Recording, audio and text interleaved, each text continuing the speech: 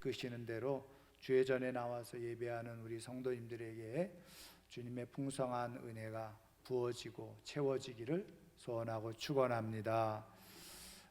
어느 나라에 왕자가 한 사람이 있었는데요. 이제 이 왕이 병들어서 이제는 왕자가 그 왕위를 이어받게 되어졌습니다. 그런데 이제 왕위를 이어받기 며칠 전에 이제 이 왕자가 한번 실제로 자기가 이 나라의 백성들이 어떤 모습을 갖고 살아가고 있는지 성 밖으로 나가서 일종의 민정 시찰을 한번 해봐야 되겠다, 이런 마음이 들었습니다.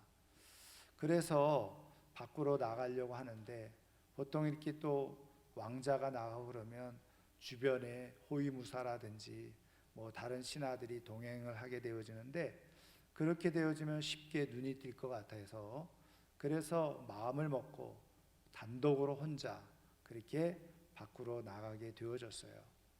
여기저기 돌아다니면서 백성들의 삶을 보살피던 중에 어느 곳에 갔는데요. 근데 길이 너무 험하고 그래 잘 모르겠는 거예요. 그래서 이리저리 헤매다가 결국은 길을 잃게 되어지고 말았습니다. 어떻게 다시 궁궐로 돌아가야 되는지 그 길을 잃어버리게 되어진 거예요. 한참을 헤매다가 마침내 그래도 다행인 것은 그곳에 양을 치고 있는 양치기를 만나게 된 것이에요. 그래서 너무 좋아서 양치기에게 다가가 가지고 자기가 지금 궁궐로 그렇게 가야 될 일이 있는데 그 성으로 가는 길을 가르쳐 주고 또 그곳까지 가는 길까지 나를 안내해 주면 내가 이렇게 자네에게 이렇게 금화를 주겠노라고 이렇게 이야기를 한 거예요. 일단은 자기의 신분을 밝히지 않고 얘기를 했던 거죠. 그랬더니 이 양치기가 하는 말이, 저는 지금 이 양떼를 돌보고 있고 만약에 길을 안내하기 위해서 지금 이 양떼를 두고 떠나게 되어지면 양떼를 돌볼 사람이 없고 이 양떼는 아마 금방 문제가 생길 거라고, 내가 양떼를 돌보고 있는 이 목동으로서 양치기로서 양떼를 두고 갈 수가 없노라고 그러면서 거절을 하면서 그 대신 제가 길을 자세하게 잘 가르쳐 드릴 테니까 그렇게 가시기만 하면 아마 곧 그 성으로 향하는 길을 그렇게 만나게 될 거라고, 보게 될 것이라고 이 얘기를 한 거예요. 그런데 이제 이 왕자는 그게 마음에 별로 들지 않았죠. 그래서 그 말을 하나 더 꺼내 가지고, 그럼 돈이 부족해서 그러냐고, 그러면은 내가 돈을 더 줄 테니까 나를 좀 그 길까지 이렇게 안내를 해달라 또 요청을 한 거예요. 근데 이 양치기가 그것마저도 또 거절을 하는 거예요. 그러니까는 이제 내심 이 왕자가 약간 좀 화가 났어요. 그래서 자기가 이제 자기의 신분을 밝힙니다. 그리고 신분을 밝히고 내가 속히 성 안으로 들어가지 않으면 큰 문제가 생기니 나를 빨리 그렇게 성 쪽으로 길로 안내를 해달라 요청을 합니다. 그랬더니 이 양치기가 그래도 할 수 없다고 그러면서, 나는 주인으로부터 이 양떼를 이렇게 돌보도록 그렇게 내가 주인의 명을 받고 지키고 있는데, 그렇게 돼서 양떼가 문제가 생기게 되어지면 나는 주인의 명을 어기는 사람이 되어지게 된다. 설령 내가 어려움에 처해도 그렇게 할 수 없노라. 그러니까 이제 왕자가 결국은 화가 나가지고 이제 위협과 협박을 하게 되어집니다. 만약에 네가 나를 안내하지 않으면, 내가 만약에 나중에 왕이 된다고 하면 제일 먼저 너의 목을 그렇게 칠 것이다. 화가 나가지고 협박을 한 거죠. 그랬더니 양치기가 하는 말이, 내가 목숨을 잃는 한이 있더라도 내가 주인으로부터 이 양떼를 돌보라고 그렇게 명령한 이 명령은 내가 지킬 수밖에 없노라고 그러면서 끝까지 이 왕자의 요구까지 다 거절을 하는 것이었어요. 그러니까 어떻게 합니까? 할 수 없이 이 왕자는 그 양치기가 애초부터 알려주었던 대로 그 길대로 그대로 따라 이제 오다 보니까 결국은 전 궁궐에 다다를 수가 있게 되어졌습니다. 그리고 계획된 시간대로 그는 왕위에 오르게 되어졌죠. 왕이 된 겁니다. 근데 그 왕이 자기가 궁궐에서 생활해 보아서 알지만 아버지도 사실은 주변의 신하들 때문에 너무 골치가 아팠고 특히 이 권력에 대한 암투가 아주 극심하던 터라 아버지가 그것 때문에 병을 얻어서 결국은 왕위를 자기에게 그렇게 주어질 수밖에 없었는데 자기도 생각해 보니까는 굉장히 불안한 거예요. 그래서 주변에 정말 믿을 만한 신하가 있는가 아무리 살펴도 믿을 만한 사람이 없는 것이었습니다. 그래서 며칠 몇 날을 고민하고 있던 차에 번뜩 떠오르는 사람이 한 사람 있었어요. 누구였을까요? 길을 잃었을 때 만났던 양치기 그 목동이 떠오른 거예요. 그 목동을 생각하니까 갑자기 화가 나기 시작했어요. 왜? 자기를 그렇게 푸대접했던 목동, 내가 왕이 되면 당장 그 양치기의 목을 치겠다고 했었지. 그러면서 곰곰이 생각을 해보니까 이 양치기만한 사람이 없는 거예요. 왜요? 양치기는 돈을 주어도 회유당하지 않고 자기가 왕자라고 신분을 밝히면서 그렇게 위협을 가하고 협박을 해도 자기가 주인에게 받은 명령이 양을 치는 일이고 또 양을 돌봐야 되기 때문에 안 된다고 하고 심지어는 자기가 죽어도 할 수 없다고 그렇게까지 자기의 자리를 충성스럽게 지키고 있는 그런 양치기를 생각해 보니까 이 양치기를 자기 곁에 두게 되어지면 정말 충성스럽게 신실하게 그렇게 사명을 감당할 것 같은 생각이 드는 거예요. 그래서 그 양치기를 궁궐로 불러들여서 자기 곁에 측근으로 자기와 함께하는 정말 믿을 만한 신하로 그렇게 두고 그렇게 통치를 하게 되어졌다고 하는 그런 얘기죠. 여러분, 이 왕이 양치기를 한낱 양치기에 불과한 이 목동을 자기의 신하로 수하로 삼은 이유가 무엇입니까?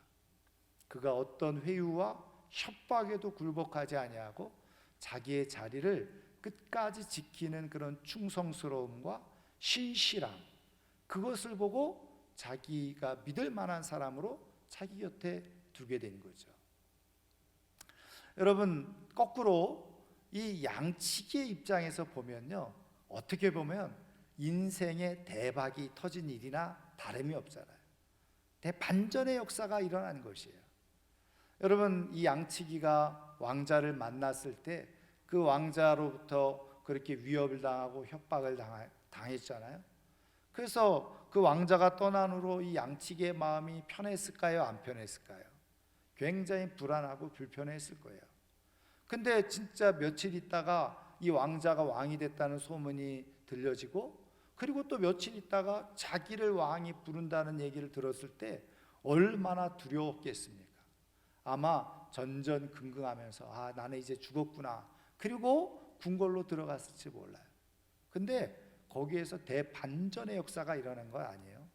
왕이 오히려 자기를 높이 평가해서 왕의 최측근에 두고 믿을 만한 신하로 자기를 곁에 두었다는, 그래서 왕의 신하가 되어져서 살게 되어졌다는 이 엄청난 반전의 역사가 있게 된 것 아니겠어요?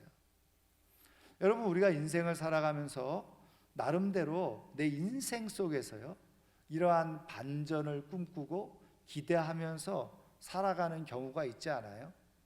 나름대로 그런 꿈을 꾸잖아요. 특히 그냥 풍성하고 여유롭고 좋은 삶을 살아가는 사람들 속에서도 그런 반전의 꿈들을 꾸는데, 하물며 힘들고 어렵고 고단하게 삶을 살아가는 사람들일수록 여러분, 인생의 그런 반전들을 기대하지 않겠습니까? 크고 작음의 차이가 있겠지만 나름대로 인생에 무엇인가 반전과 변화가 있었으면 좋겠다라고 하는 것들을 다 꿈꾸면서 기대하면서 삶을 살아가고 있다는 거예요. 그런데 어떤 사람들은 정말 그런 꿈꾸고 기대했던 삶을 맛보고 경험한 그런 사람들이 있는가 하면 그냥 평생을 살아도 인생에서 한 번도 그런 반전이 없이 삶을 살아가는 사람들도 있더라는 거죠. 여러분, 하나님은 성경을 통해서 하나님의 역사를 가만히 우리에게 들려주시고 보여주시는데, 그 하나님의 역사는 많은 경우에는 놀라운 반전 드라마예요. 역전 드라마가 굉장히 많이 있다는 것을 우리는 발견하게 되어져요. 우리가 너무나도 잘 아는 비근한 예, 요셉 같은 경우도 그런 것 아니겠어요? 요셉이 그냥 종으로 노예로 팔려가고 억울하게 감옥살이를 했다가 어느 순간에 총리가 되어지는 그런 놀라운 반전의 역사가 일어나잖아요. 근데 여러분, 성경의 역사 속에서 곳곳에서 그런 반전의 역사들이 있는 것을 보게 되어져요. 우리 하나님은 우리의 인생 속에서 이렇게 하나님의 계획 가운데 우리의 인생을 놀랍게 반전시키는 하나님이 바로 우리 하나님이신 줄 믿습니다. 근데 말씀드린 것처럼 어떤 사람은 그런 반전을 경험하고 어떤 사람들은 그런 반전이 없다는 거예요. 그럼 왜 그런 차이가 있느냐? 하나님께서 반전의 드라마를 쓰실 때 그 반전의 드라마의 주인공이 가지고 있는 모습이 있다는 거예요. 오늘 하나님은 어떻게 우리에게 반전의 드라마를 쓰고 계시고 또 어떤 사람의 그 반전 드라마의 주인공을 맡기시는지 오늘 말씀을 통해서 살펴보면서 저는 오늘 이 아침에 나온 우리 사랑하는 성도님들이 정말 하나님의 계획 속에 쓰시는 반전 드라마의 주인공이 다 되시기를 주님의 이름으로 축원합니다. 자, 그럼 오늘 우리에게 주신 말씀 속에서 그 반전 드라마의 하나님의 역사를 우리가 살펴보기를 원하는데요. 오늘 우리가 읽은 말씀은 예수님의 8복 중에 마지막 8번째 복을 언급해주고 있고 말씀해주고 있는 내용이죠. 우리가 지난 시간에 첫 번째 복을 보았어요. 심령이 가난한 자는 복이 있나니 천국이 그들의 것입니다. 그러면서 첫 번째 복의 가장 중요한 복이 뭐라고요? 천국을 소유하는 복이라고 그랬어요. 그런데 복의 8번째, 마지막 8복 중에 8번째 복인데요, 그 8번째 복도 오늘 10절에 나와 있죠. 뭐라고 되어져 있습니까? 천국이 그들의 것이며. 물론 그 11절, 12절에도 복을 다루고 있어요. 그런데 학자들은 11절, 12절이 또 다른 9번째 복에 대해서 말씀해주고 있는 것이라고 말하는 사람들도 있지만, 전통적으로 일반적으로 대다수의 학자들은 이 11절, 12절의 복은 10절의 복을 그대로 부연해서 더 추가로 설명하는 그런 내용이다, 이렇게 이해를 하고 있습니다. 그래서 8복으로 끝나는 거예요. 그래서 마지막 8번째 복이 의를 위하여 박해를 받은 자는 복이 있나니 천국이 그들의 것입니다. 예수님께서 8가지 복을 쭉 언급을 하시는데 시작이 천국이고 마지막이 천국이라는 거예요. 그런데 오늘 어떤 사람들에게 그 천국이 주어지느냐? 여러분, 이미 말씀드린 것처럼 천국은 완전한 삶을 말한다고 그랬잖아요. 가장 아름다운 삶을 말한다고 했잖아요. 이렇게 예수님을 통해서 천국을 말씀하고 계신다는 것은 어떤 의미가 있다고 그랬어요? 하나님이 이 말씀을 듣는 이들이 하여금 천국을 누리고 천국을 경험하고 천국의 삶을 주고 싶어하는 그런 마음으로 말씀해 주신다고 했잖아요. 저는 오늘 이 말씀이 그대로 우리에게 들려져서 우리가 이 말씀을 따라서 천국의 주인공이 될 수 있기를 주님의 이름으로 축원합니다. 그러면 어떤 사람들에게 이렇게 천국의 복이 주어진다고 그랬어요? 오늘 말씀해 보니까 의를 위하여 박해를 받은 자는 복이 있나니, 박해를 받은 사람이라, 박해를 받는 사람, 이렇게 말할 수가 있어요. 여러분, 이 박해라고 하는 말이 무슨 말입니까? 국어사전적인 의미로는 못살게 굴어서 해롭게 함, 그게 바로 박해예요. 그러니까 자꾸 못살게 굴어서 해를 받고 이렇게 살아가는 것, 이거 이 박해를 우리가 다른 성경에는 핍박이라고 하는 그런 말로도 번역을 해놨거든요. 박해나 핍박이나 똑같은 말이에요. 핍박이라는 말은 국어사전적으로 바싹 쬐어서 몹시 괴롭게 하는 것, 이게 바로 핍박이라. 한마디로 말하면 박해나 핍박이라는 말이 뭐냐면 사람을 계속 괴롭히는 거예요. 그래서 정상적으로 인간다운 삶을 살아가지 못하게 하는 것이 바로 박해요 핍박이라는 거예요. 근데 천국이 어떤 사람들에게 주어지느냐? 이렇게 박해받는 사람들에게 천국이 주어진다는 거예요. 여러분, 근데 우리 주변에도 보세요. 아니, 우리는 박해 혹은 핍박 그러면 우리는 무엇을 제일 먼저 연상을 합니까? 십자가에서 화형당하는 것, 사자 밥이 되어지는 것, 아니면 우리가 성경에서 기록된 대로 막 감옥에 갇혀놓고 채찍으로 뭐 맞고 말이죠. 이런 거를 박해, 핍박 이렇게 연상을 쉽게 합니다. 물론 그런 것도 박해와 핍박의 한 모습입니다만은 여러분, 그런 육체적으로 물리적인 그런 핍박만 있는 게 아니잖아요. 직접적인 핍박이 있는 건 아니잖아요. 사실은 이것에 대해서 우리가 말씀드린 것처럼 11절 말씀에 예수님이 부연해서 설명해 주고 있는데, 이런 핍박과 박해가 어떤 게 있느냐? 나로 말미암아 너희를 어떻게 해요? 욕하는 것, 욕받는 것도 하나의 핍박과 박해의 하나의 모습이라는 거죠. 욕을 당하는 거예요. 그 다음에 또 하나는 뭐예요? 거짓으로 너희를 거슬러 모든 악한 말을 하는 거예요. 그러니까 욕을 하는 것 포함해서 거짓말을 막 만들어가지고 어떻게 해요? 그냥 함정에 빠뜨리는 거예요. 모함에 빠뜨리는 거예요. 그래서 그것으로 인해서 고통을 당하고 어려움을 당하는 거예요. 여러분, 그러니까 거짓말로 인해서 내가 곤경에 처하는 것, 이런 것도 지금 예수님이 말씀하시는 박해와 핍박의 일종이라는 거예요. 여러분, 오늘날도 가만히 살펴보면 우리 사회에서 눈에 보이게 물리적으로, 육체적으로, 직접적으로 뭐 때려서 폭력을 행하고 사람을 죽여서 박해하고 핍박하는 것은 없지만, 그러나 우리가 기독교가 이 땅에 들어와서 그리고 예수 믿는 과정 속에서 가정 안에서 혼자 예수 믿으면서 사실은 이러한 욕을 당하는 일들이 얼마나 많이 있었습니까? 그런데 지금도요, 가정 안에서 예수 믿는다는 것 때문에 이렇게 욕을 먹는 사람들이 있어요. 그리고 어떻게 해요? 중요한 것은 거짓을 꾸며 거짓말로 사람을 곤경에 빠뜨리는 일을 지금 일어나고 있다는 거예요. 그런데 이런 일을 당하게 되어진다는 거예요. 그렇게 보면요, 정서적으로 또 심리적으로 정신적으로 이렇게 말을 통해 가지고 이렇게 막 고통을 당하고 있다고 한다면 오늘 어떻게 해요?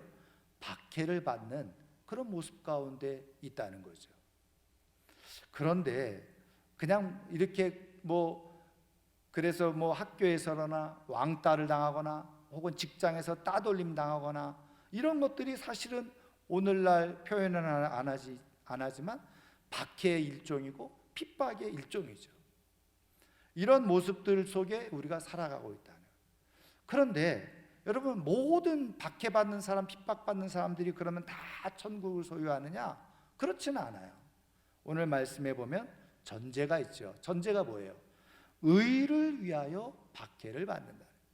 그럼 도대체 그 의를 위하여 박해를 받는다, 의를 위한다는 게 뭐냐?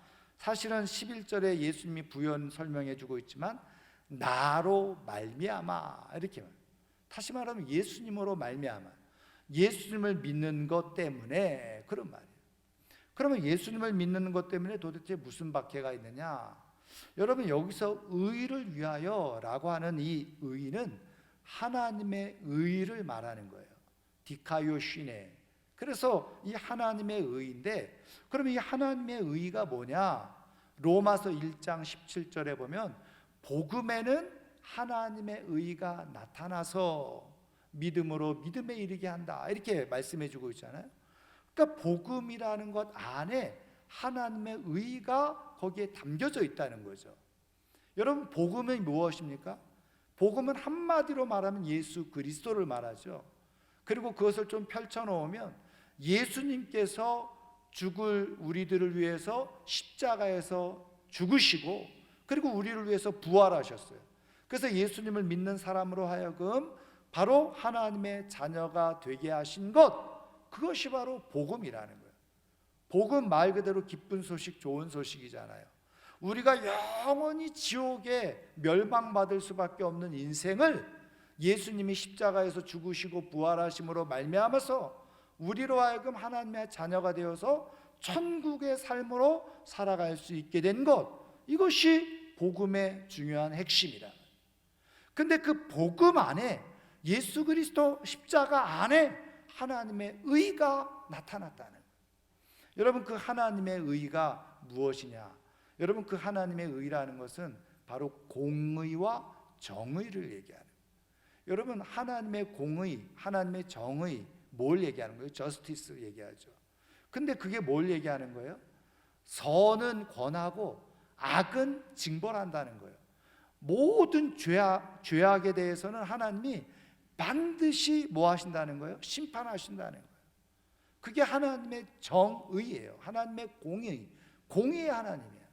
모든 죄에 대해서는, 모든 악에 대해서는 하나님이 반드시 심판하시고 벌을 내리신다는 거예요. 근데 그것이 복음 안에 있더라는 거예요. 그 복음 안에 있는 게 뭡니까? 바로 예수 그리스도의 십자가의 죽으심, 그것이 바로 하나님의 공의의 나타남이라는 거예요. 정의의 실현이라는 거예요. 여러분, 예수님께서 자신의 죄가 있어서 십자가에 죽으신 거예요? 아니잖아요. 성경을 통해서 말씀해 주시는 예수님의 십자가의 죽으심은 누구 때문이라는 거예요? 바로 우리의 죄와 또 우리를 위해서 죽으셨다는 거예요. 여러분, 이 땅에 있는 존재하는 모든 사람들은요, 다 죄인이에요. 그래서 그 죄로 말미암아서 영원한 멸망, 지옥으로 갈 수밖에 없는 그런 존재입니다. 그래서 모든 사람이 다 죄인이어서 하나님의 영광에 이르지 못한다고 그랬잖아요. 그래서 우리는 죄로서, 아담 이후로 죄인으로서 우리는 그냥 죄의 형벌을 받고 그냥 죽을 수밖에 없는 그런 사람들이었어요. 그런데 하나님께서 우리를 어떻게 해요? 긍휼히 여기시고 불쌍히 여기신 거예요. 그래서 내가 죽어야 될, 내가 받아야 될 죄의 형벌을 누구에게 다 뒤집어 씌우시고 전가시키셨느냐? 바로 예수님에게 전가시킨 거예요. 그래서 예수님이 모든 오고 가는 모든 온 세대, 온 인류의 죄를 다 뒤집어 씌시고 어떻게 해요? 십자가에 죽으신 거예요. 그러니까 우리를 대신해서 우리가 받아야 될 죄의 형벌, 심판을 예수님이 십자가에서 받으셨다. 그러니까 예수님이 그 십자가에서 내가 받아야 될 형벌을 다 받고 죽으셨으니 나는 하나님으로부터 형벌을 받을 이유가 없어지게 되어진 거예요. 왜? 예수님이 다 나를 대신해서, 내 죄를 대신해서 받아야 될 형벌을 십자가에서 다 지셨습니다. 다 당하셨습니다. 그게 바로 하나님의 의라는 거예요. 하나님의 의가 거기에 나타나는 거예요.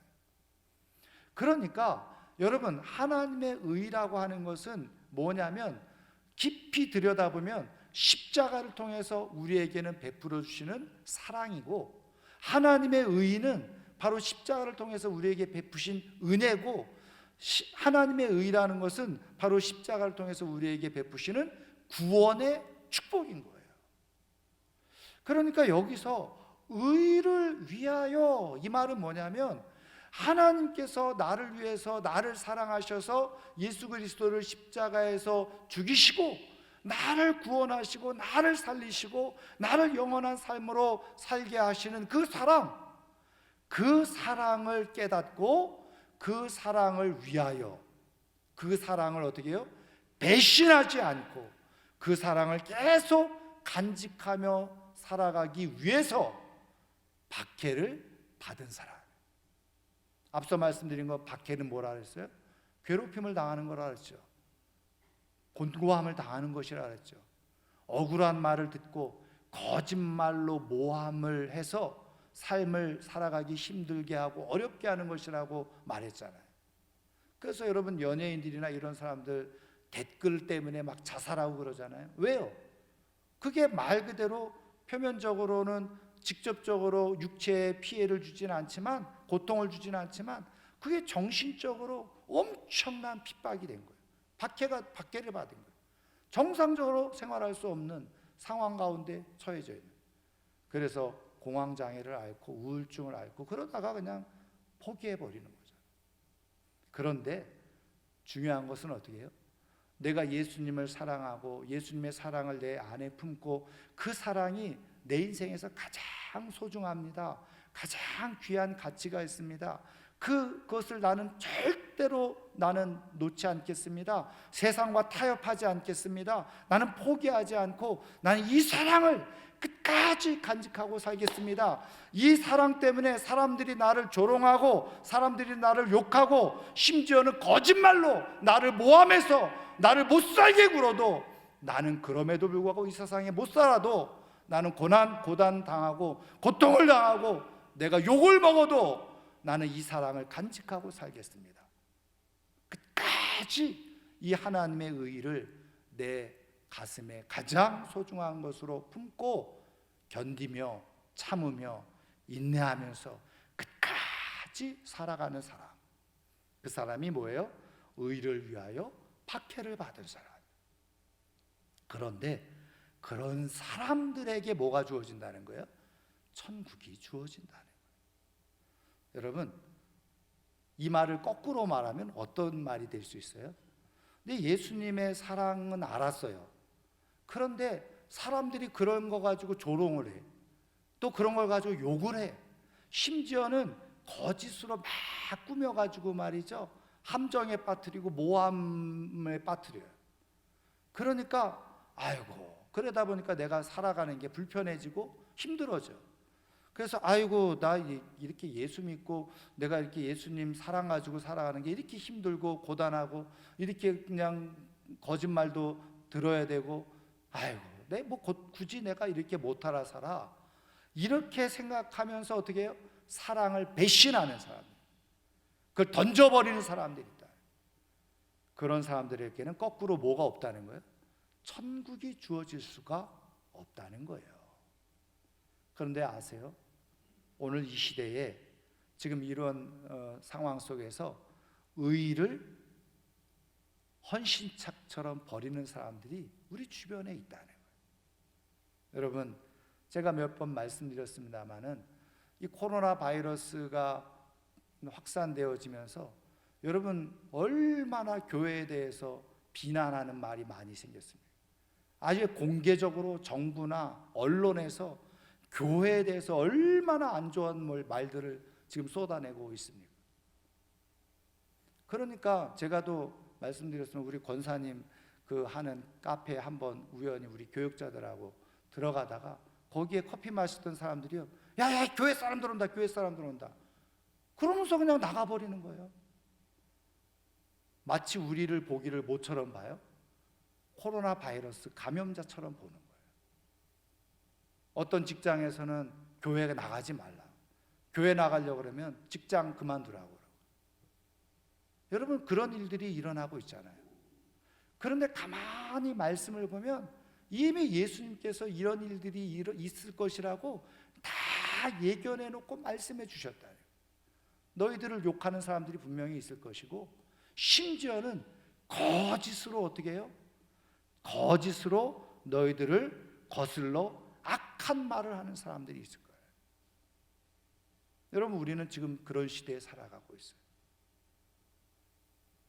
여러분, 어느 때는 내가 교회 다니는 것이 기쁨이었고 영광이 되었었는데 오늘날은 사람들이 그래서 교회 다니는 것을 숨겨요. 드러내지 않으려고 해요. 그러다 보면 어떻게 해요? 말씀드린 것처럼 내가 굳이 이렇게 불편하게 꼭 내가 이렇게 교회 다녀서 내가 예수 믿어서 내가 이렇게 불편하게 살아야 되나? 이런 생각이 드는 거예요. 여러분, 이 예수님의 말씀이 얼마나 역설적인 거예요. 박해를 받는 것, 괴롭힘을 당하면서 정상적으로 살아갈 수 없는 그런 환경에 있는데 하나님은, 예수님은 그런 사람들이 천국을 갖는다라고 말씀해 줘요. 근데 사람들이 왜 그럼 이런 걸 알면서도, 이런 말씀을 알면서도 왜 그걸 지키지 못하는 거예요? 아까 말씀드린 것처럼 내가 불편한 거예요. 내가 굳이 다른 사람들에게 자존심 상하면서 그런 싫은 소리 들을 이유가 없는 거예요. 나는 그런 거랑 상관도 없는데 내가 단지 교회 다니고 예수 믿는다는 이유만으로 내가 왜 카페에서 그런 소리를 들어야 돼? 내가 왜 직장에서 내가 그런 쓸데없는 소리를 들어야 돼? 그러니까 어떻게 해요? 고민이 되기 시작하는 거죠. 왜? 내가 뭔가 잘못해가지고 내가 큰 문제가 있어가지고 나를 욕하고 그러면은 그래 내가 뭐 잘못하고 무능하고 문제가 있으니까 얼마든지 받아들일 수 있어요. 근데 교회 다니는 것 때문에 그런 욕을 받아야 된다? 내가 예수 믿는 것 때문에 그런 욕을 받아야 된다? 그게 마음에 들지 않는 거죠. 그러니까 어떻게 할까요? 두 가지 모습을 드러내죠. 교회 안 다닌 척 하는 거예요, 세상 앞에서. 그런데 아세요? 마태복음 10장을 읽어보시면 예수님께서 아주 정확하게 말씀하세요. 사람들 앞에서 나를 부끄러워하는 사람은 나도 저를 부끄러워할 것이다. 그러나 사람들 앞에서 나를 시인하고 인정하는 사람은 내가 하늘에서 그들을 시인하고 인정할 것이다. 여러분, 교회 다니는 것을 부끄럽게 여기지 마세요. 내가 예수 믿는 것을 하나도 부끄러운 일이 절대로 아니에요. 욕먹을 일도 아니에요. 그런데 세상은 욕을 하게 되어져 있어요. 거짓말을 꾸며서 그렇게 교회를 향해서 예수 믿는 것을 그렇게 욕하게 되어져 있어요. 악한 말로 우리를 공격하게 되어져 있어요.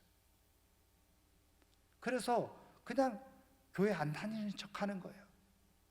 또 어떤 사람들은요, 말씀드린 것처럼 아유 그래 굳이 교회 다녀서 이런 욕을 먹을 필요가 뭐 있어, 뭐 교회 다닌다고 해서 내가 뭐 나아지는 것도 아니고 이참에 내가 귀찮은데 잘 됐다, 그냥 교회 다니는 거 포기하는 거예요. 예수 믿는 거 포기하는 거예요. 예배 드리는 거 포기하는 거예요. 그리고 조금 이제 꺼림직하거든요. 왜? 들은 말은 있고. 그러니까 어떻게 생각하는지 아세요? 내가 교회는 안 다니고 예배는 안 드려도 나는 하나님을 믿어. 그렇게 생각을 하도록 만든 사단 마귀가 교묘하게 어떻게 해서든지 자기를 변명하고 변호하도록, 나는 교회는 안 다니고 나는 예배는 안 드리지만 나는 하나님은 믿어. 다 속고 있는 거죠. 착각하고 있는 거예요. 어떻게 해요? 박해받는 게 싫은 거예요. 사람들한테 괴롭힘 당하고 욕을 당하고 거짓말 그리고 악한 말 듣는 것, 그런 게 싫은 거예요. 그래서 포기해버리죠. 하나님께서 예수 그리스도를 통해서 우리에게 베푸신 그 하나님의 놀라운 의, 그 사랑, 그것이 무가치한 거예요. 지금 이 땅에서 삶을 살아가는데 그게 당장 나한테 무슨 소용이 있어?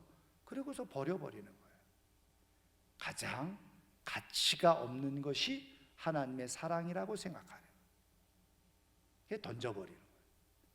그런 사람들에게는 더 이상 천국은 경험할 수 없어요. 다시 말하면 하나님의 역사의 반전 드라마를 절대로 그런 사람들은 경험할 수 없다.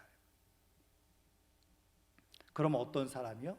말씀드린 것처럼 이런 박해 속에서 사람들이 욕을 해요. 거짓말을 막 꾸며서 나에게 피해를 주고 손해를 끼치기도 하고 악한 말로 막 나에게 그냥 도전을 해요. 교회를 욕을 하고 말이죠.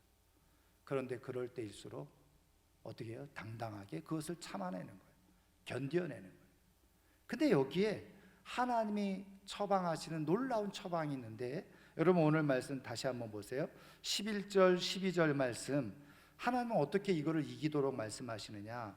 여러분 11절 12절 같이 한번 읽어볼까요? 나로 말미암아 너희를 욕하고 박해하고 거짓으로 너희를 거슬러 모든 악한 말을 할 때에는 너희에게 복이 있나니 기뻐하고 즐거워하라. 하늘에서 너희의 상이 큼이라. 너희 전에 있던 선지자들도 이같이 박해하였느니라. 아멘. 지금 예수님께서 오히려 이런 상황을 다 하시고, 야 사람들이 지금 너를 욕을 하고 있어, 교회 다니는 것 때문에, 예수 믿는 것 때문에 까닭 없이 그 한 가지 이유만으로 너희들을 욕을 하고 있어? 심지어는 언론이나 방송에서처럼 거짓으로 막 꾸며가지고 교회를 마치 코로나 바이러스의 원상인 것처럼 그렇게 몰아가고 그렇게 꾸미고 있어? 그렇게 함정을 만들어내고 있어? 그러면서 교회를 향해서 악한 말을 쏟아내고 있어? 잘못 알고 있는 사람들이 그런 말을 따라서 똑같이 욕을 하고 있어? 너가 그런 욕을 듣고 있어? 그러면 너희들에게 복이 있다는 것을 믿어라. 오히려 욕 듣는 게 복이라는 거예요. 오히려 그렇게 거짓말로 악한 말을 듣는 것이 오히려 우리에게 복이 된다는 거예요. 그러면서 예수님 말씀하세요. 그럴 때 너희들은 기뻐하고 즐거워하라. 왜? 그런 욕 한마디가, 그리고 조롱 한마디가, 그리고 그렇게 우리를 향해서 악한 말을 듣는 것, 그 순간에 내가 그것을 가지고 기쁘게 여겨, 즐겁게 여겨. 그럴 때 어떻게 해요? 하늘에서 상이 하나씩 쌓이게 되어진다. 여러분, 이 놀라운 하나님의 반전의 비밀을 믿으시기를 주님의 이름으로 축원합니다. 그 하나님을 믿는 사람들은 말씀을 믿잖아요. 아, 내가 욕을 한마디 듣는, 나 아무런 잘못도 없는데 교회 다니는 것 때문에 사람들이 손가락질해? 내가 교회 다니는 것 때문에 사람들이 나한테 욕을 해? 할렐루야, 하늘에 벌써 하나씩 상이 쌓이는구나. 어린아이들처럼 별 스티커가 하나씩 붙는 거야. 그것이 믿어지는 사람은 천국을 경험하면서 살아갈 수 있어요. 천국의 반전의 역사의 주인공이 될 수가 있어요. 근데 그 영적 비밀을 깨닫지 못하고 보지 못하는 사람들은 어떻게 할까요? 욕을 들으면 그냥 위축되는 거예요. 사람들이 거짓말을 해가지고 나를 고단하게 하고 괴롭히면 그것 때문에 내가 꼭 예수 믿고 살아야 되나 고민하는 거예요. 사랑하는 성도 여러분, 하늘에서 상이 있다는 것을 믿으시기를 주님의 이름으로 축원합니다. 근데 여러분, 이 하늘에서 상이 있다는 건 두 가지 의미예요. 하나는 뭐냐면 영원한 상, 다시 말하면 우리가 죽어서 영생 가운데 들어갔을 때 그 영원한 하나님 나라에서 주시는 특별한 하나님의 상이 있다는 거예요. 여러분, 우리의 인생이 이 땅에서만이 아니라 그랬죠?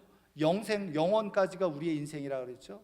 그럼 우리의 인생은 죽음으로 말미암아서 대반전의 역사를 경험할 수 있는 거예요. 이 땅에서 내가 좀 고단하게 살고 힘들게 살고 없게 살고 부족하게 살았어요. 그렇지만 열심히 끝까지 예수님을 믿고 살았은 사람에게 하나님은 영원에서 대반전의 역사를 일으키신다. 가장 중요한 반전의 역사예요. 그런데 더 중요한 것, 더 중요하다는 것보다 하나님은요, 야, 너의 인생에 영원에 이렇게 반전의 역사가 있어. 근데 그거를 우리의 삶에서요 조금씩 보여주신다는 거예요. 야, 내가 맛보기로 보여줄게. 그래서 우리가 이 땅에서 삶을 살아가면서 그 하나님께서 작게 보여주시는 천국에서 이루어질 그 어마어마한 대반전의 역사를 이 땅에서 좀 경험하게 하십니다. 그래서 이 땅에서도 어떻게 해요? 때로는 욕을 먹어요. 또 악한 말을 들어요. 거짓말로 나를 괴롭혀요. 그럴 때 내가 끝까지 예수 믿는 것을 간지고 그 모든 박해를 견디고 이기잖아요. 그럼 하나님은 반드시 그것을 역전시키시고 반전시키는 능력을 베풀어 주신다는 거예요. 그것을 우리는 믿고 살아가는 거예요. 저는 그래서 지금 이 시대에요, 교회를 향해서 이렇게 악한 말을 하고 나쁜 말을 만들어내는 것 있잖아요. 저는 하나님께서 반드시 반전의 역사를 만들어내실 거라고 저는 믿습니다. 여러분, 그 아나운서 김성주 씨 아시죠? 모르세요? 저만 알고 있나요? 아주 요즘 방송에서 아나운서로 핫하게 뜨고 있는 분인데, 이분이 아버지가 시골에 목회를 하시던 목사님이셨어요. 그래서 이분의 간증을 얘기 들어보면 이 시골에서 가난한 목회를 하고 있는 부모님으로부터 아무 도움을 받지 못했어요. 근데 어쨌든 자기가 공부를 해서 4번 떨어지고 아나운서 합격하고 뭐 이런 간증을 하는데, 그런 간증 끝에 자기가 지금 이렇게 모든 어려움을 다 넘어서서, 그리고 이렇게 알려진 사람으로, 또 사람들에게 좋은 사람으로 그 평판을 들으면서 살아갈 수 있는 이유 중에 하나가 뭐냐? 부모님의 기도 덕분이다. 이렇게 얘기를 해요. 가난한 시골 교회에서 정말 힘겹게 목회를 하시면서 날마다 나를 위해서 기도하셨던 부모님의 기도. 그리고 또 하나가 뭔지 아세요? 자기가 믿고 있는 것 중에 하나가 뭐냐?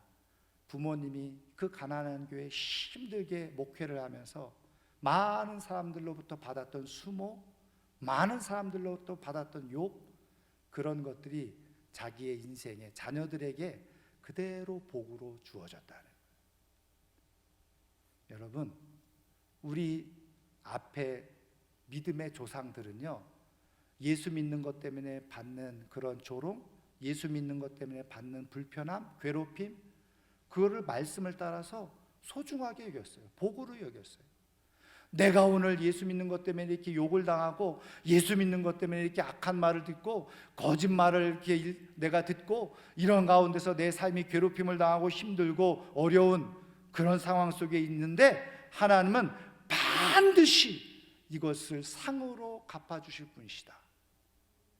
그렇게 믿고 신앙생활한 거예요. 그렇게 믿고 신앙생활했던 사람들의 자녀들은 이 세상에서 하나님이 주시는 복을 그대로 받으라는 거예요.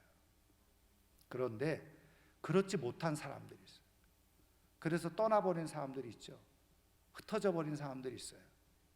그런 사람들은 하나님의 상을 경험하지 못하더라는 거예요. 반전의 역사를 경험하지 못하더라는 거예요. 여러분, 오늘도 하나님은 우리를 위한 멋진 반전 드라마를 계획하고 계시는 줄 믿으시기를 주님의 이름으로 축원합니다. 그래서 위협이 있고 유혹이 있고 또는 박해가 있고 우리를 조롱하기도 하고 악한 말을 막 쏟아놓을 때 여러분 기뻐하세요. 담대하세요. 예수 믿는 것에 대해서 자랑과 자부심을 가지고 선언하시고 선포하세요. 그래, 나는 교회 다니는 사람이다.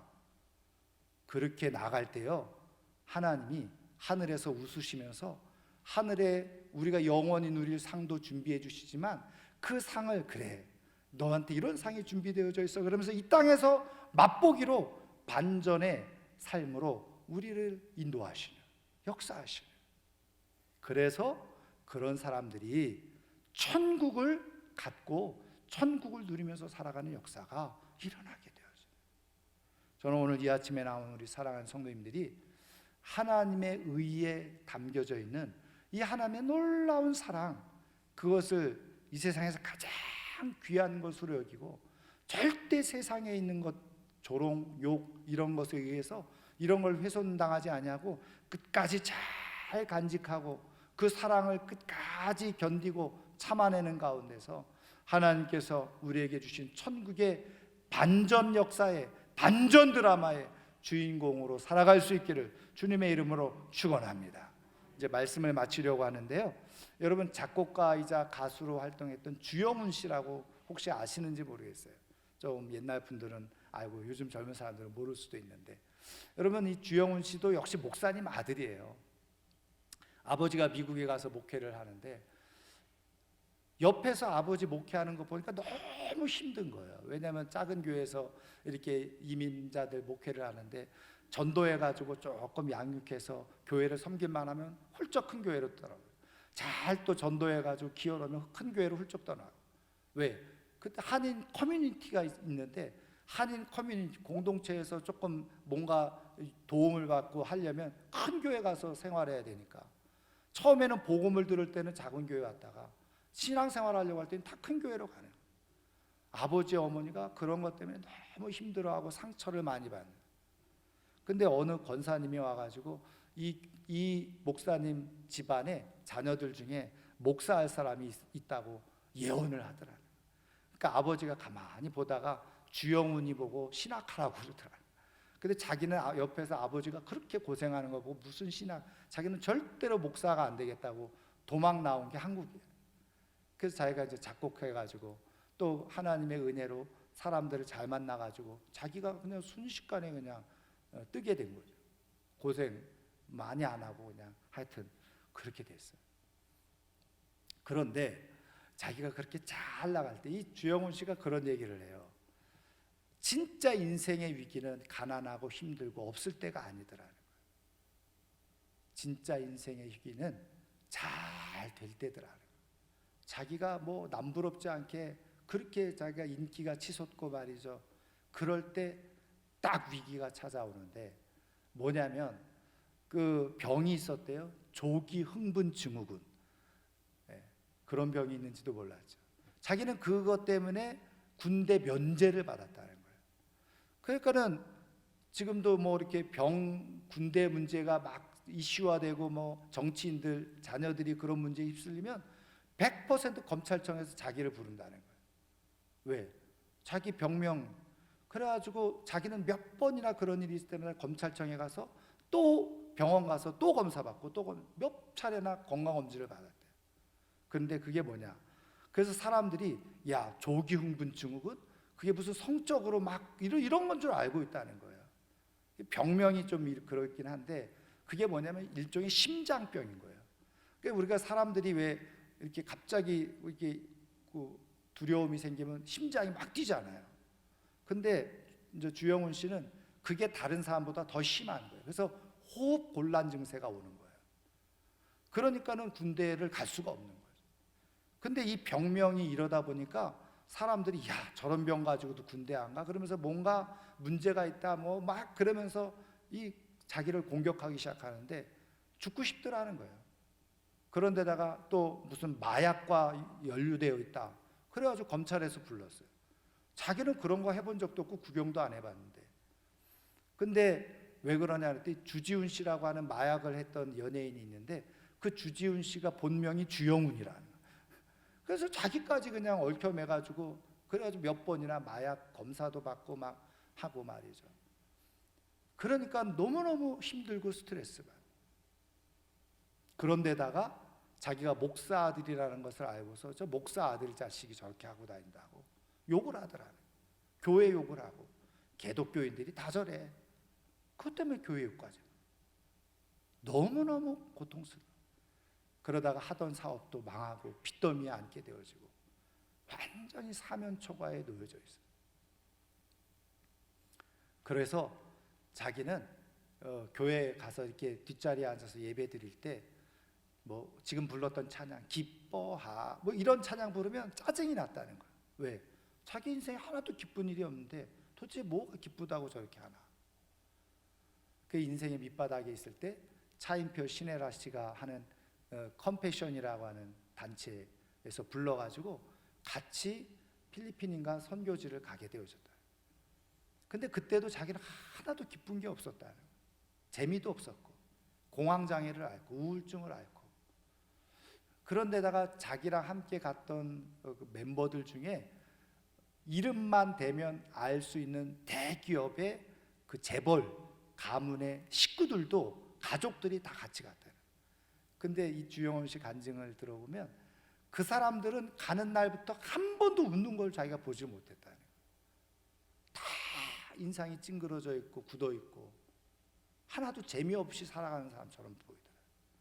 근데 필리핀에 무덤 마을이라고 갔는데 진짜 사람들이 살 만한 환경이 아닌데 거기 갔더니 사람들이 자기네들을 반겨주면서 환호하면서 기뻐하면서 그러면서 이유가 뭐냐? 예수님이 우리와 함께 계시니 그러면서 즐거워하고 기뻐하고 웃으면서 얘기하고 행복하다고 얘기하더라. 그때 충격을 받은 거예요. 이분들도 충격을 받아요. 자기가 옆에서 가만히 보면서 이분들은 모든 걸 가지고 있지만 불행하고 여기에 있는 사람들은 아무것도 가지지 않았지만 진짜 행복한 사람, 예수 때문에 행복한 사람들이구나. 그래서 자기가 회개를 하기 시작했어요. 자기에게 많은 것을 하나님이 주셨는데 자기는 감사하지 못했구나. 그래서 회개하고서 자기가 다시 자기 안에서 감사를 회복하기 시작해요. 기쁨을 회복하기 시작했어요. 그러면서 자신의 인생에 반전이 일어나기 시작하는 거예요. 다시 일이 되어지기 시작하고 그리고 새 역사가 나타나게 되어지고 하나님께서 좋은 아내를 붙여주셔서 지금까지 함께 살아가고 있는데 10여 년 살아가면서 단 한 번도 싸운 적이 없다는 거예요. 가정이 마치 진짜 천국처럼 그렇게 자기가 삶을 살게 되어지는 그런 은혜와 축복을 누렸다는 거예요.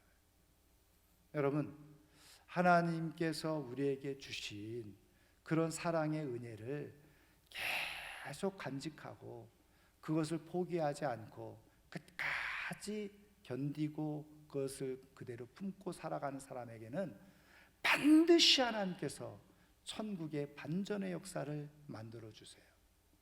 그러나 그것을 놓쳐버린 사람들은 천국이 주어지는 것이 아니라 여전히 지옥이 있을 뿐이죠.